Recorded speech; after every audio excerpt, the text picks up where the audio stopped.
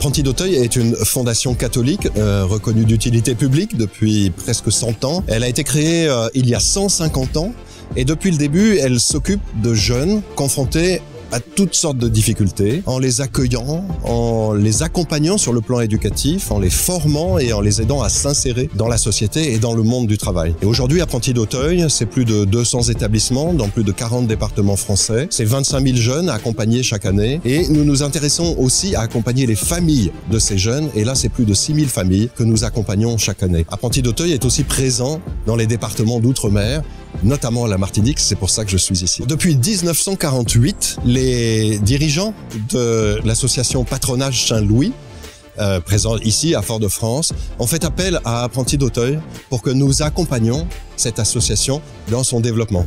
Donc c'est un vieux compagnonnage de 1948 à aujourd'hui, avec une petite éclipse de quelques années au début des années 2000, mais ça a repris depuis 2008. Et donc nous accompagnons Patronage Saint-Louis, qui est aussi un lieu d'accueil éducatif, un lieu de formation avec une école, un collège et un lycée professionnel, et un lieu d'insertion avec des activités d'insertion professionnelle. Aujourd'hui, nous inaugurons un dispositif qui s'appelle Boost Insertion, qui est ce qu'on appelle un dispositif de remobilisation. Il s'agit de redonner envie à des jeunes, en général inactifs, des jeunes de 16 à 29 ans, de reprendre le chemin de la formation ou du monde du travail. Nous nous sommes engagés dans un projet d'accompagnement des publics les plus éloignés de l'emploi. L'engagement qu'on a pris, c'est une méthodologie où on place le jeune au cœur des processus de décision. On prend le temps, en tout cas, aussi d'aller vers les jeunes, là où ils sont, dans les cages d'escalier, sur les terrains de foot, à la plage, sous la place, chez leurs parents.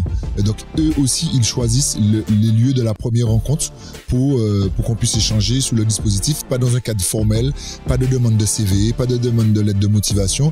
L'idée, c'est une première rencontre, rentrer en communication avec ces jeunes qui souvent n'ont pas beaucoup travaillé, n'ont pas de projet. Donc, quel est l'intérêt de leur demander une lettre de motivation ou un CV. Donc l'idée, c'est de s'adapter aussi à ce nouveau public pour les accompagner au mieux dans leur parcours professionnel que eux ils ont choisi. Nous, on ne décide pas pour eux, on décide avec eux. C'est vraiment important que les chefs d'entreprise qui constituent votre association se sentent concernés par ce dispositif, parce que plus il y aura de mains tendues par ces chefs d'entreprise vis-à-vis de ces jeunes que nous allons chercher, plus je crois nous arriverons à réduire cette fracture terrible qui s'est créée dans notre pays.